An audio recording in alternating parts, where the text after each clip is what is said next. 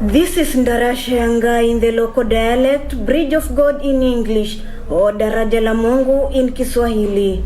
Mama wa ngambo ile ni siku moja nikija kumuomba nikamuuliza, na hii daraja ilijulikanaje iko hapa? Akaniambia wafugaji walikuwa na ng'ombe zao pande hii na ng'ombe zingine pande hii. Ndume mbili zikapatana kupigana. Zikapigana na zikaenda pande ile nyingine. Sasa wakienda kutafuta ng'ombe zao mahali ziko, wakaona mahali zimepitia. Ujue ni bado ikiweko ikichaka. Wakaifuata. Wakashindwa, na hii hapa kuna mto, na hizi zimeweza kuvuka namna gani? Sio sasa wakaona kuna barabara. Ni daraja la Mungu. Mungu ndio alipeana watu wapate kuishi hapa na wakaa na amani, ati mkipita Mungu anamuombea. Sasa mtu akivuka hivi aende, kulikuwa mazetani ya zamani. Ati ukipita hapa ukikosa kumwaga kitu ya kukuliwa ama uweka kitu, huwezi rudi. Ukirundi utapigwa na mawe. It is a natural historical game that has benefited generations. Hata wakati wa vita ya Maumau, kuna wakati Kimari alikuwa anajibicha pale ndani. Hata mimi ningependelea tu ni tambulikane kama shujaa, juu mimi nakanga upande wa daraja la Mungu. Locals here say any attempts to construct a bridge or any structure here has always hit a snag. Watu wa zamani wanataka kuwa wanabadilisha hii daraja wanjenge, lakini wakaleta ile vitu ya kunjenga na mawe michanga, lakini kuanzia kesho ikikuja wanakuta imetolewa. Residents however cite insecurity as the main challenge hindering growth of the area. Security hapa inakuanga shida. Iko watoto wa shule wa juzi wamevaa kuja kupigania picha hapa, wakaangua kwa mto na wakaisha kwa university. Cracks. Mimi nimeenda huku chini mara mingi, nimeona daraja imeanza kubomoka ya juu ya ile maroli inapita hapa. Ingine iko na 40 tons, 35 tons. Ile inapitia juu ya daraja na hakuna mtu ameitengeneza, ni Mungu. Sasa imeanza kupata cracks. From Daraja la Mungu in the county of Kirinyaga, I'm Ruth Wamboi. Daraja la Mungu, quite a history. And to more history, Kirinyaga County, home to Wanguru International Stadium. But just what is it about a name? Yusuf Farah set out to find out more behind the name in the eyes of locals. Kirinyaga kinatokana na mulima. Mulima yule mnauita Mount Kenya kwa Kizungu. The origin of the name Kirinyaga come from the mountain that is allowed, it's called Mount Kenya. And with the Kikuyu name, it was called Kirinyaga. Mulima huu jina lake unaitwa kwa jina ile linaitwa unaitwa Kilimara. Mulima wenyewe Kikuyu. Hapa zamani watu walikuwa hata walimi, wanaume hawalimi. Wale walikuwa wakilima ni wanawake. Kina mama wale walisusa. Waume kazi yao ilikuwa ya kuchunga ng'ombe. Na hakukuwa na uchumi hata wa pesa nyingi. Hata hakukuwa na pesa.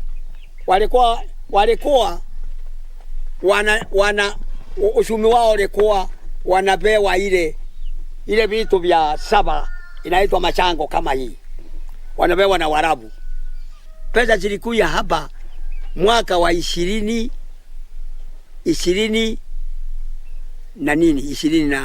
Kirinyaga ina mchango mkuu katika upiganaji wa uhuru wa nchi yetu ya Kenya. Wana Kirinyaga waliteseka sana kwa kupigania uhuru.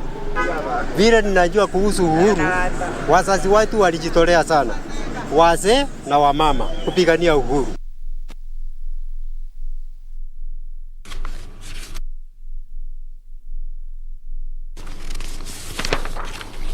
And still on Mashuja, the KAJIADO County government has announced plans to name streets and other infrastructure in KAJIADO town after some of the region's heroes.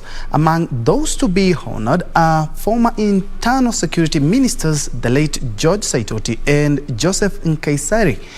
Kajiado County Governor Joseph Ole Lenku says the move is aimed at immortalizing the contribution of the heroes to nation building.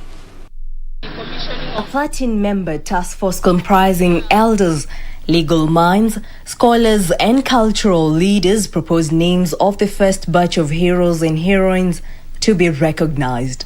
Among the recognized individuals include the late Interior Cabinet Secretary Joseph Nkaiseri, former Assistant Minister late John Keane, former Interior Minister George Saitoti, and former KAJIADO South Member of Parliament Stanley Oletiptip. In this year's Mashujaa celebrations, we have decided to purely focus on the roads and infrastructure that deserve to be named after our heroes. Public Works KAJIADO Police Station Road is proposed to be named John Keane Road. John Keane, a member of the Ilnyangusi age set, was the first of the Maa Nation in the fight for independence in Kenya. Majengo Huduma Center Road will be named Professor Saitoti Road, while the road from the KAJIADO Namanga Junction to the KAJIADO Referral Hospital up to County Commissioner's Office is proposed to be named Siknan Road after the first Maa woman herbalist and champion of traditional maternal health. Several roads in KAJIADO town will be named in honor of them. Scholars and individuals who made contribution to the improvement of lives of residents will also be recognized, with stadiums, libraries and other iconic structures named after them. Still at the county headquarters, the task force has proposed the naming of some infrastructure. KAJIADO Public Square will be named Immersion Public Square, while KAJIADO Recreational Park will be named after Kipopo Loisa, a pioneer, peacemaker and diplomat, and a key player in the demarcation of boundaries in Ildamat, Idalaleakoto and Pulko. KAJIADO National Library will be named Senator Kipuri Library after the first senator of KAJIADO, Godfrey Kimoisa Ole Kipuri, while Bus Park will be named Tirati Olekina Bus Park. KAJIADO Governor Joseph Ole Lenku said the dedicated individuals are usually forgotten despite being role models. Ole Lenku said the county heroes and heroines need lifetime recognition as a sign of gratitude for their work.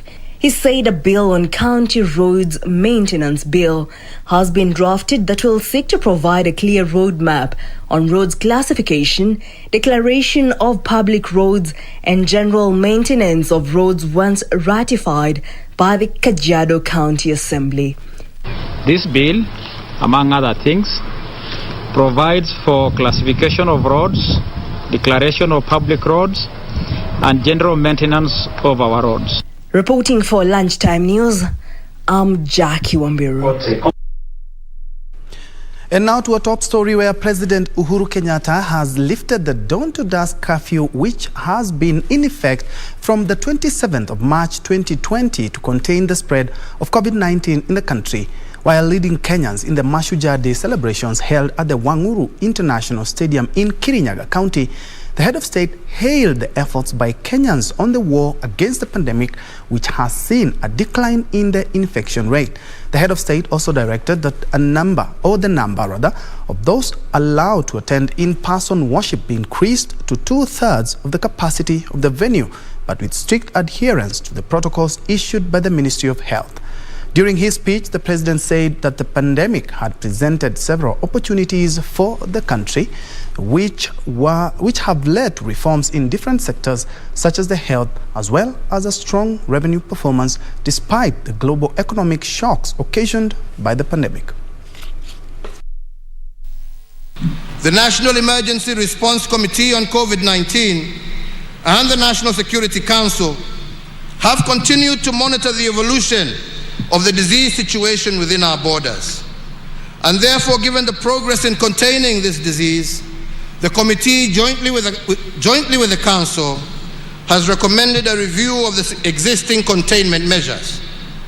Accordingly, the number of persons gathering for in-person worship is now reviewed upwards from 1/3 of the congregants to 2/3 provided they adhere to all the health protocols. In the same regard, and by the authority vested in me as President, I hereby order and direct that the nationwide dusk to dawn curfew that has been in effect from the 27th of March 2020 be and is hereby vacated with immediate effect. Asante sana, God bless you, and God bless Kenya. Asanteni sana.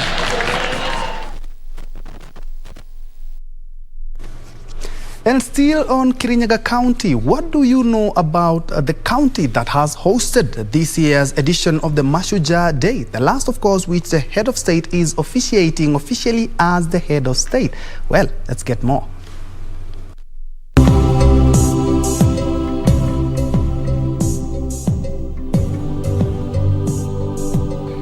Located in central Kenya, Kirinyaga County borders Embu, Murang'a, Nyeri and Machakos counties.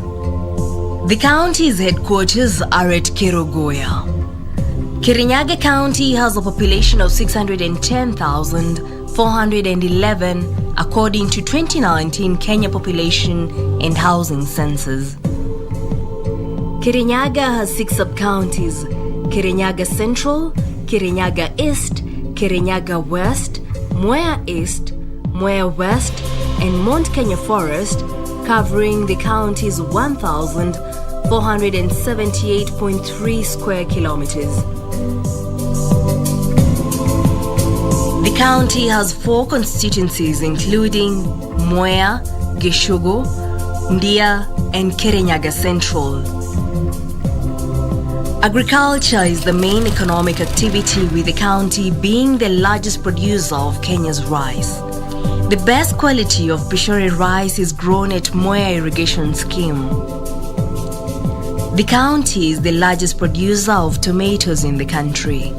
Coffee, tea, maize, beans, French beans, among other crops, are also grown in the county. Fishing is also practiced at Sagana along the river Sagana. The first governor was Joseph Ndathi, who was succeeded by Anne Waiguru. Kirinyaga County has 349,836 registered voters according to IEBC 2017 records.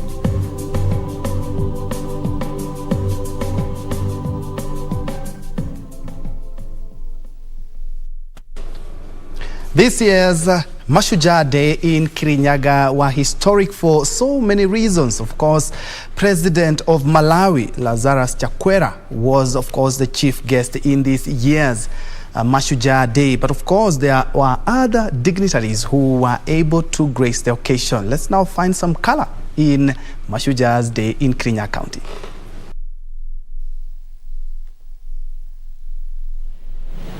Mwai Kibaki must be celebrated as a hero in this country. When I said Kibaki Tosha, they said no Luo, they said Raila is finished politically. No Luo can vote for a Kikuyu because of what happened to Tom Mboya and Jaramogi. I went and told the Luos that there has never been a war between Kikuyus and Luos. That Kikuyus and Luos have been partners in the struggle for independence of this country. That Jaramogi, who said that Kenyatta must be the leader of this country, and Kibaki was a son of Jaramogi, who took him from Makerere and brought him to Kenya and made him the chief of executive officer of KANU. Your Excellency, the Luos voted to make Kibaki 98.5%. Showing that this tribalism thing is very skin thin. Your Excellency, I assure you that as your deputy for the last 9 years, God willing, I will make sure that your legacy and the agenda you have set of the unity of this nation and the transformation of our nation under the Big Four plan, together with a bottom-up approach, will take this country to greater heights.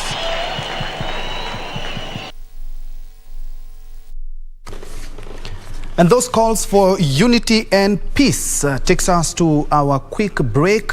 We have more news on the other side of the break.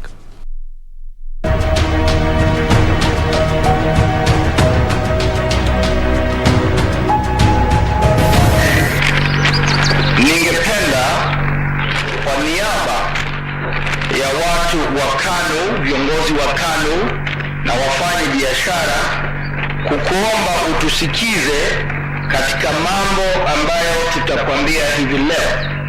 Tumepata habari ambao imesema ya kwamba kuna mpango ambao uko wa kuangusha serikali ambao ilichaguliwa na wananchi wote wa Kenya na vile vile waliochagua president wa Kenya. Sisi tuko tayari kabisa, na kwa hivyo msije mkababaika mkisikia kama kiko natachiwa ikigira ng'ombe inyonegwo nasema ng'ombe, lakini ng'ombe tu anatia mdomoni anakunywa maji. Na kama mjuavyo, serikali macho yake mengi, macho yake inaona mbalimbali. Hata kule mlalako mifunguni ya vitanda vyenu serikali iko huko ndani.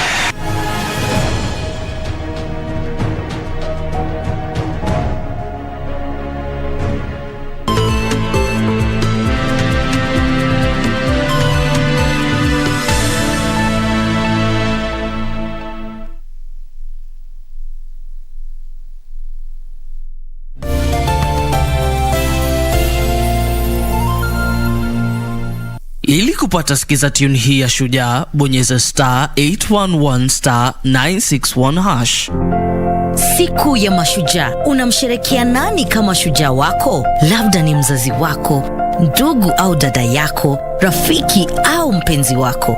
Ni nani ameboresha maisha yako hadi akawa shujaa wako? Ili kupata sikiza tune hiyo ya Shujaa, bonyeza *811*961#. *811*961#.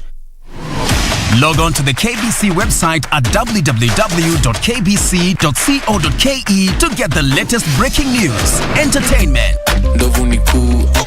sports, politics, lifestyle or business trends from Kenya and around the world. Never miss new episodes from your favorite TV shows, reruns and movies. Just stream online or watch live on your YouTube channel at KBC Channel 1 TV shows. For the day's biggest stories, trustworthy news and family entertainment, log on to KBC Channel 1. Watch what you want anytime, anywhere.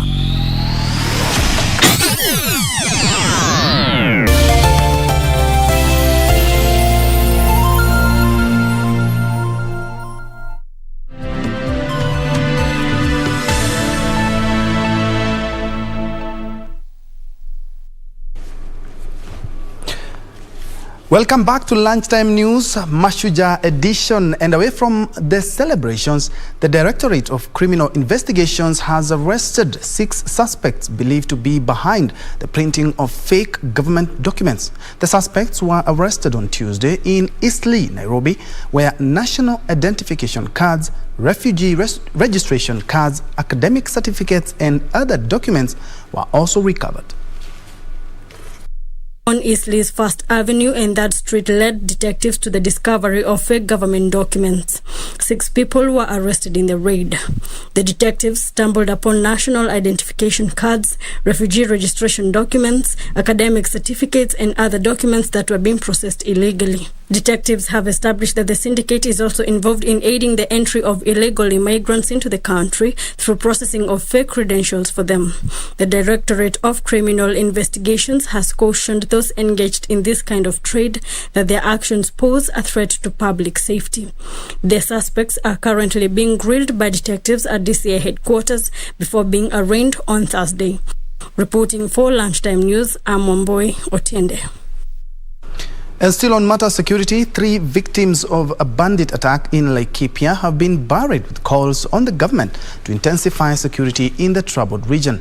The 3, Peter Njuguna, Stephen Kariuki and Julius Kiptanui, were killed despite an ongoing operation by the government to smoke out bandits in the restive county. The victims were killed on October 10th when suspected armed bandits staged a daring attack when they raided Kiambogo village. The bandits had raided a home in the area and made away with 32 herds of cattle and 2 sheep. And as they were driving away the stolen animals towards Laikipia Nature Conservancy, shot dead the 3 and injured another resident. Watu ni watu sisi ambao tunaishi hapa tunawafahamu. Tunafahamu wazazi. Tunafahamu watoto. Wameenda watoto wamewachwa bila baba.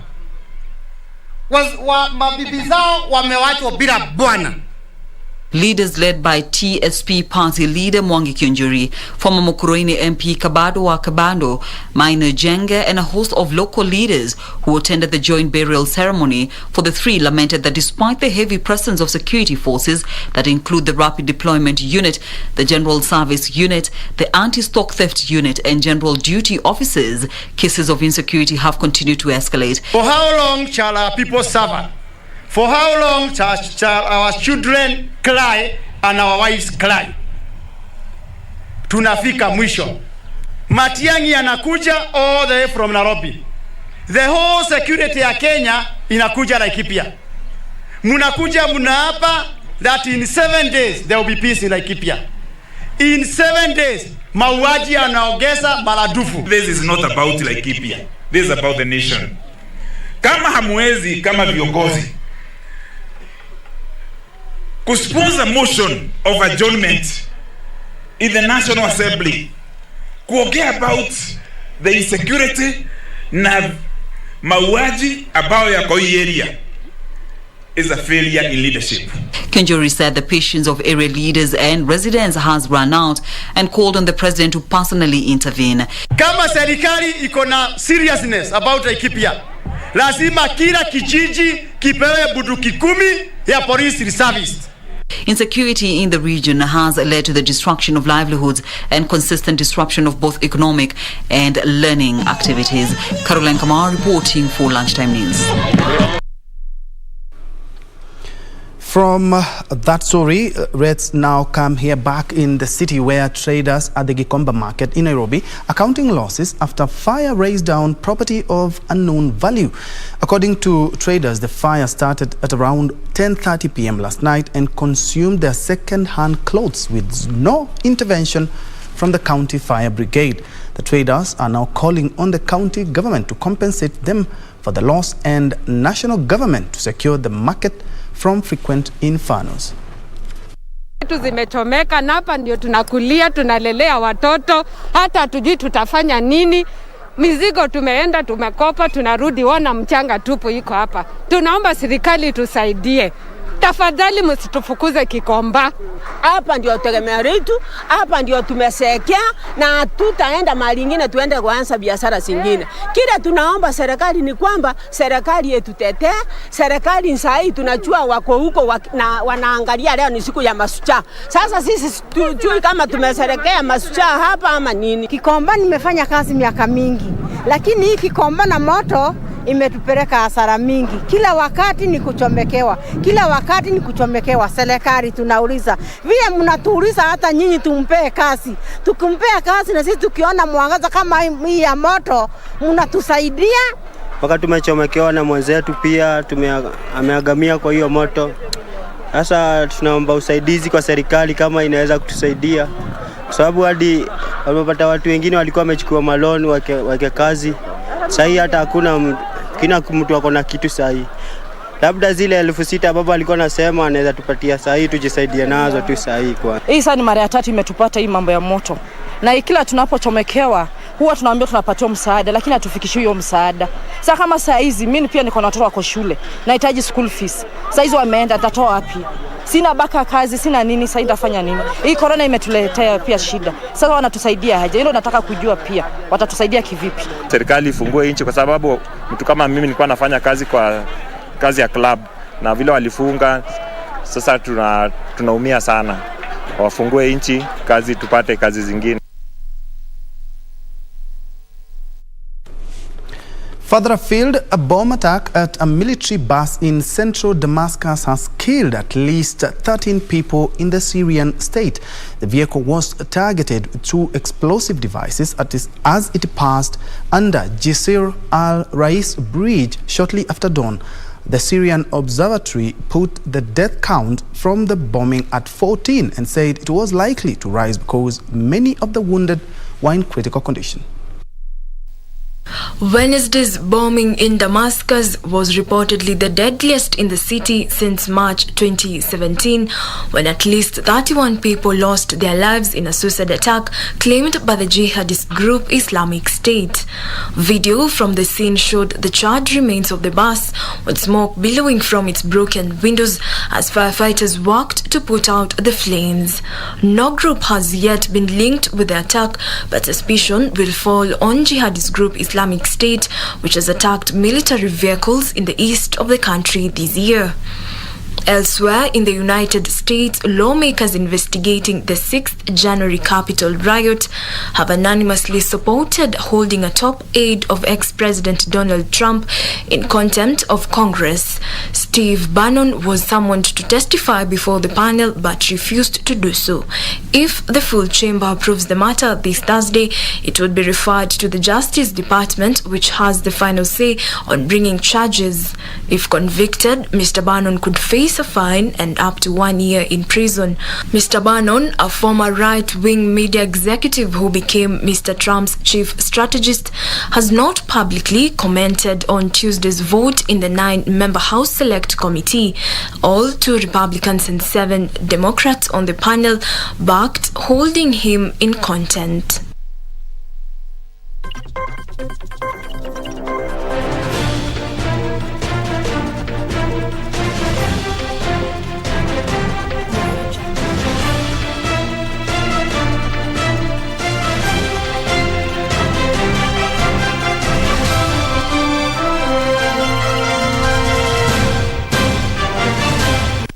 Manchester United will be hoping to get back to winning ways when they host Atalanta in a Champions League group stage match after a humiliating 4-2 Premier League loss to Leicester City on Saturday.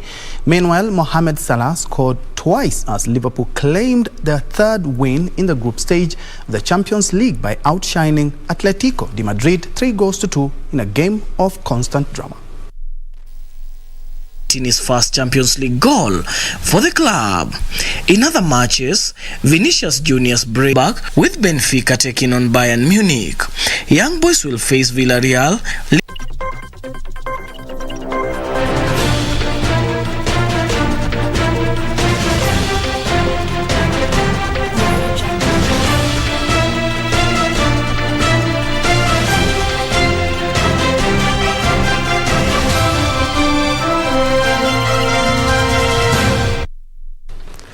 That's where and how we put a cap to lunchtime news on this Mashujaa Day. Remember, you are a Shujaa in your own right. Thank you indeed for watching. My name is Bentroy Njue. Lucy Maura has been our sign language interpreter for this bulletin. Have a good one.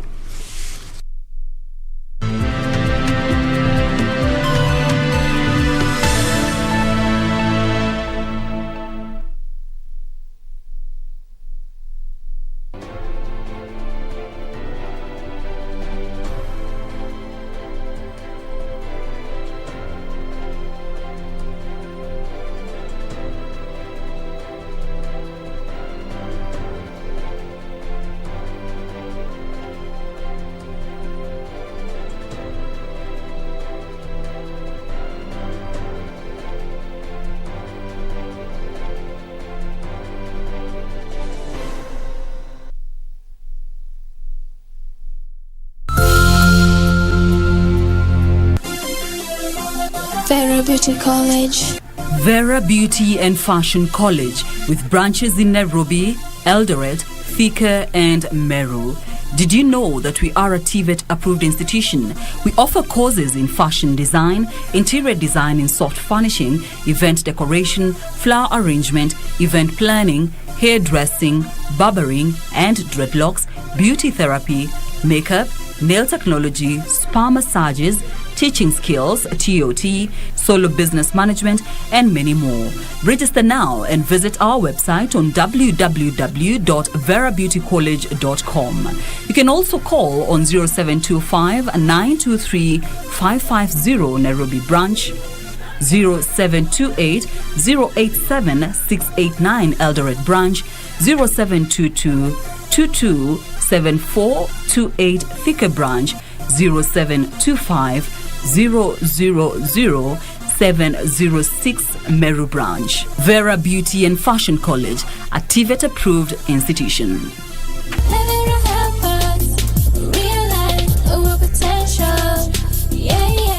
Ili kupata skiza tune hii ya amani, bonyeza *811*962#. Bado kuna watu wema na wabaya. Mtu yeyote hujichagulia hali ya kuishi na wengine. Kama huwezi ishi kwa amani na wengine, usiwasumbue. Na kama huwezi kusaidia wengine, na basi usiwadhulumu. Lakini ni bora zaidi kuishi kwa amani na kila mtu.